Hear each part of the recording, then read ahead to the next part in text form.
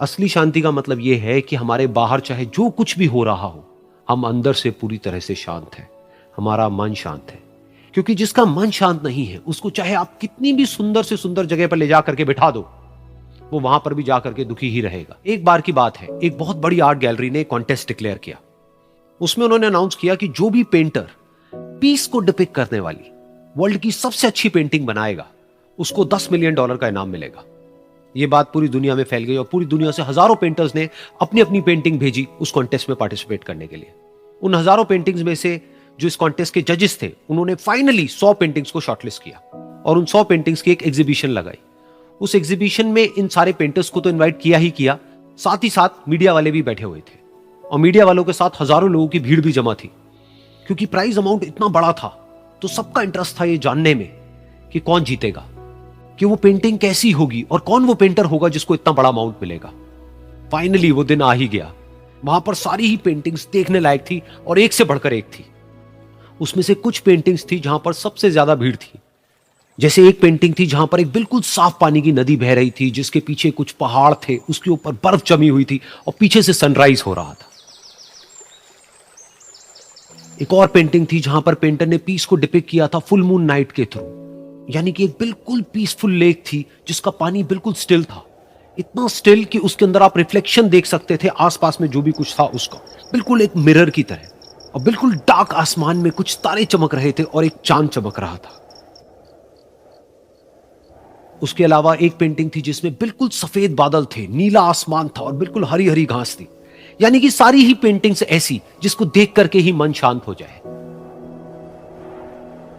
तो कॉन्टेस्ट बहुत ही टफ था क्योंकि सारी पेंटिंग्स एक से बढ़कर एक थी। तो जजेस के लिए शॉर्टलिस्ट करना कि कौन सी पेंटिंग बेस्ट है, that was very very difficult. लेकिन वो मोमेंट आ ही गया जब जजेस ने अपना माइंड मेकअप कर लिया और एक पेंटिंग को इन सारी पेंटिंग्स में से सिलेक्ट कर लिया और उस पेंटिंग को एक बड़े से कर्टेन के पीछे रख दिया। सामने वो सारे पेंटर्स बैठे हुए थे, मीडिया वाले थे और हजारों लोगों की भीड़ थी। सबकी क्यूरियोसिटी बढ़ती चली जा रही थी क्योंकि अमाउंट बहुत बड़ा था। लेकिन जैसे ही वो पर्दा हटा और सामने से सबने उस पेंटिंग को देखा तो सब हैरान रह गए। सब एक दूसरे की शक्ल देखने लगे। किसी को कुछ समझ नहीं आ रहा था कि एक्चुअल में हो क्या रहा है, क्योंकि वो पेंटिंग जो वहां पर दिख रही थी वो दूर दूर तक शांति को डिपिक्ट नहीं कर रही थी। तो सबको लगा कि शायद उस आर्ट गैलरी से कोई गलती हुई है या जजेस से कोई गलती हुई है और किसी गलत पेंटिंग को वहां पर रख दिया है। तो कुछ पेंटर्स एक साथ गए, जाकर के उस आर्ट गैलरी के ओनर से मिले और जाकर के उससे पूछा कि क्या ये कोई गलती है, गलती से कहीं कोई गलत पेंटिंग तो आपने वहां पे नहीं रख दी है। तो आर्ट गैलरी वाला थोड़ा सा मुस्कुराया और बोला, नहीं ये पेंटिंग बिल्कुल ठीक है, जजेस ने इसी पेंटिंग को सिलेक्ट किया है और यही पेंटिंग आज की विनर है। सारे पेंटर्स ये जवाब सुन करके गुस्से से भर गए और सबने मिल करके रिवोल्ट कर दिया। और ये देख करके सारे मीडिया वाले अपनी अपनी जगह से खड़े हुए और भागते हुए गए उस आर्ट गैलरी के ओनर के पास में और अपने अपने माइक्स उनके मुंह के आगे कर दिए। तो अगेन वो आर्ट गैलरी का जो ओनर था वो हल्का सा मुस्कुराया और उसने कहा कि मुझे कुछ बोलने से पहले एक बार इस पेंटिंग को आप लोग ध्यान से देखिए, थोड़ा पास से देखिए, शायद आपको कुछ ऐसा नजर आए जो दूर से नजर नहीं आ रहा है। क्योंकि आप सबने एक चीज तो देख ली कि इस पेंटिंग में आंधी है, तूफान है, चारों तरफ सब कुछ तहस नहस हो रहा है, आसमान में बिजली कड़क रही है, काले बादल हैं, ये सब तो आपने देख लिया।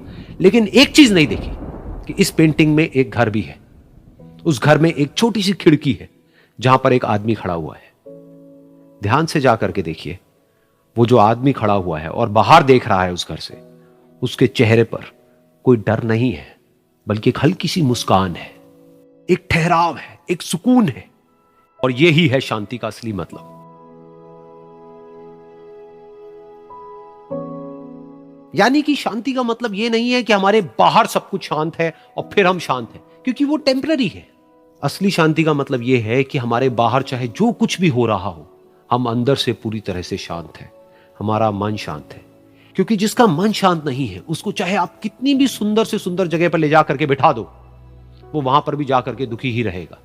लेकिन दूसरी तरफ से जिसका मन शांत है, उसके बाहर चाहे कुछ भी हो रहा हो, चाहे मौसम कैसा भी हो, चाहे उसके आसपास में सब कुछ तहस नहस हो रहा हो, तूफान हो, लेकिन वो अंदर से बिल्कुल शांत रहेगा।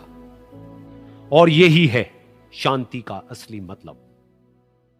लोहा जो होता है ना, उसे कोई नहीं तोड़ सकता है, लेकिन उसी लोहे के अंदर का जो जंग लग जाता है ना, धीरे धीरे दीमक की तरह उस लोहे को खदड़ते जाता है। इसलिए अपने अंदर अहंकार को मत लाने दीजिएगा। लोग कहते हैं ना कि अहंकार बुरा है। जीवन में हम जो अनुभव किए हैं, अहंकार से भी खराब चीज होता है गुस्सा। देखिए, अहंकार उत्पन्न ही नहीं होगा जब तक आपको गुस्सा नहीं आए। आप ऐसे नॉर्मल बैठे हैं और आप किसी से कहिएगा कि तुम्हारी क्या औकात है, जब तक आपको गुस्सा ना आए। तो अहंकार एक पेड़ है और गुस्सा उस पेड़ का जड़ है। इसलिए गुस्सा जिस दिन आया उस दिन आप बर्बाद हो जाएंगे। किसी भी व्यक्ति को बर्बाद कराने के लिए सबसे जरूरी है गुस्सा दिलाना। आपको पता है, लोहार जो होता है, लोहार वो जानता है कि लोहे को हम ऐसे नहीं मोड़ सकते हैं, बहुत ही शक्तिशाली है। इसलिए लोहार ना इस लोहे को ना आग में डाल के इसे गुस्सा दिलाता है। जब ये गुस्से से लाल हो जाता है ना, तो जहां गुस्सा आया आप अपनी ताकत खो देते हैं। और ये लोहा अपनी ताकत खो देता है और एक मामूली हथौड़े के चोट से लोहा मुड़ जाता है। तो जिस दिन आपको गुस्सा आ गया, समझ जाइए कि आप अपनी ताकत खो रहे हैं। जब हम जन्म लेते हैं तो जन्म से ही हमारी जीभ रहती है और मरने तक हमारे साथ जीभ रहती है, क्योंकि वो बहुत ही नरम रहती है। उसे गुस्सा वो बहुत हार्ड नहीं होती है। लेकिन जन्म लेने के बाद दांत आता है और दांत काफ़ी कड़ा होता है और मरने से पहले ही दांत चला जाता है। यानी अगर आप नरम रहेंगे तो काफ़ी लंबे समय तक रहेंगे और जहाँ हार्ड होंगे आप वहीं आपका पतन चालू हो जाएगा। इंसान 3 साल में बोलना सीख जाता है, लेकिन उसे क्या बोलना है ये सीखने में उसे पूरी जीवन लग जाते हैं। शब्दों का इस्तेमाल बड़ा सोच समझ के कीजिएगा। ये आपके माँ बाप के दिए गए परवरिश का एक सबूत होता है। अतः आप अगर किसी से अपशब्द बात करते हैं तो सभ्य व्यक्ति आपको नहीं कोसेगा, बल्कि आपके माँ बाप को कहेगा कि इसे संस्कार नहीं सिखाया। ये शब्द जो होते हैं हमारी परवरिश का परिचय करा देते हैं। शब्द का इस्तेमाल भोजन की तरह करना चाहिए। जिस तरह से भोजन को बनाने के बाद थोड़ा सा चख लिया जाता है, उसी तरह शब्द को दूसरे के सामने बोलने से पहले एक बार जरूर चख लीजिए।